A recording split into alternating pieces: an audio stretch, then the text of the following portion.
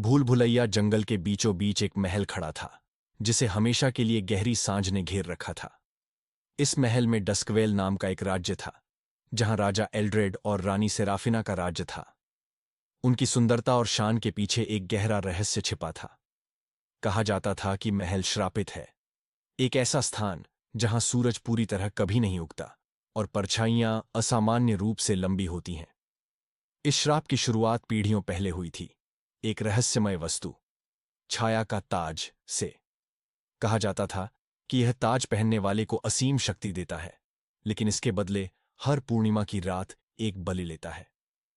एल्ड्रेड और सेराफिना ने इन कहानियों को सिर्फ पुराने अंधविश्वास मानकर अनदेखा कर दिया था, जब तक कि अजीब घटनाएं महल में घटने न लगीं। एक तूफानी रात, एक दूत पास के गांव से खबर लेकर आया। गांव में एक नरसंहार हुआ था और ग्रामीणों ने दावा किया कि उन्होंने एक छायादार आकृति को ताज पहने अपने घरों में घूमते देखा।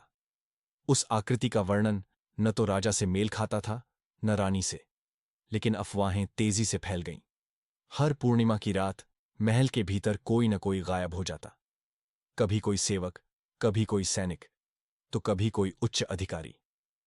एल्ड्रेड को अक्सर कोनों में अजीब सी हलचल दिखाई देती और सेराफिना हर रात फुसफुसाहटें सुनकर जाग जाती, जो उसकी अपनी आवाज जैसी लगती थीं।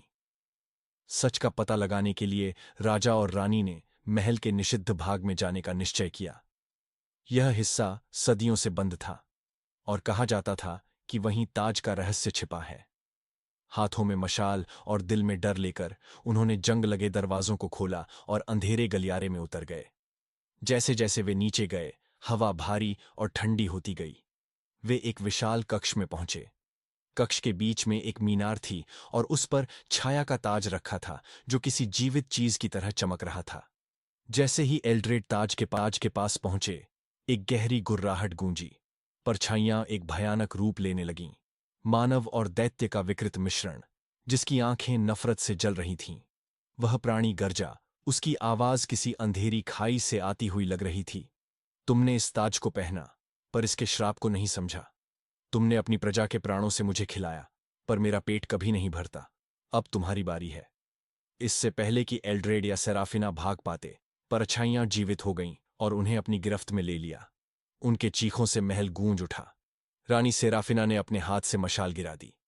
उनकी आंखों में भय और पछतावा साफ झलक रहा था। राजा एल्ड्रेड ने कांपती आवाज में कहा, हमसे क्या भूल हुई? हम इसे रोक सकते हैं। हमें एक और मौका दो। छायादार प्राणी क्रूर हंसी के साथ गरजा, मौका? तुमने मौका तब खो दिया जब तुमने अपनी प्रजा के प्राणों को इस ताज के भूख मिटाने के लिए चढ़ा दिया।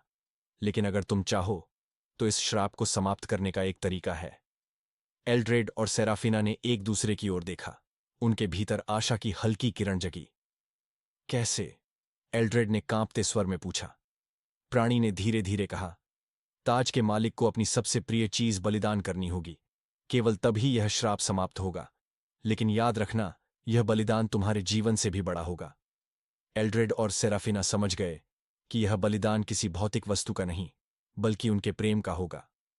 रानी ने धीमे स्वर में कहा, हमारे लिए सबसे प्रिय चीज हमारा साथ है। यह सुनते ही प्राणी ने सिर झुकाया और ताज से परछाइयां तेजी से बाहर निकलने लगीं। कमरा कांपने लगा और एक गहरी खाई खुल गई। ताज से एक भयानक चमक निकली, जिसने पूरे कक्ष को भर दिया। सेराफिना ने ताज की ओर बढ़ते हुए कहा, हमने गलतियां की। अगर यह हमारे प्रेम की कीमत पर समाप्त हो सकता है, तो हम इसे स्वीकार करते हैं। उसने ताज को उठाया और उसे एल्ड्रेड को पकड़ा दिया। हम एक आखिरी बार साथ हैं, उसने धीरे से कहा। एल्ड्रेड ने रानी को देखा। उसकी आंखों में आंसू थे। उसने ताज को उठाया और अपने सिर पर पहन लिया। उसी पल एक जोरदार गर्जना हुई और ताज टूटकर टुकड़े टुकड़े हो गया। छायाएं कक्ष से बाहर निकल गईं और प्राणी धीरे धीरे गायब हो गया। महल पर से अंधेरा हटने लगा। पहली बार सूरज की किरणें महल की दीवारों से टकराईं, लेकिन राजा और रानी वहीं खड़े रहे, पर अब अलग अलग। ताज ने उनके प्रेम को तोड़ दिया था। एल्ड्रेड और सेराफिना के बीच अब एक अनदेखी दीवार खड़ी हो गई थी। वे दोनों जीवित थे, पर हमेशा के लिए अलग। महल का श्राप टूट चुका था और राज्य फिर से उजाले में नहा गया। लेकिन राजा और रानी ने अपने प्रेम की कुर्बानी देकर इसे हासिल किया था। महल के दरवाजे पर एक शिलालेख उभर आया, सच्चे बलिदान से ही अंधकार का अंत होता है। और इस तरह छाया के ताज का अंत हुआ। लेकिन राजा और रानी की कहानी हमेशा के लिए एक चेतावनी बन गई कि शक्ति की चाहत कभी कभी सबसे मूल्यवान चीज छीन लेती है।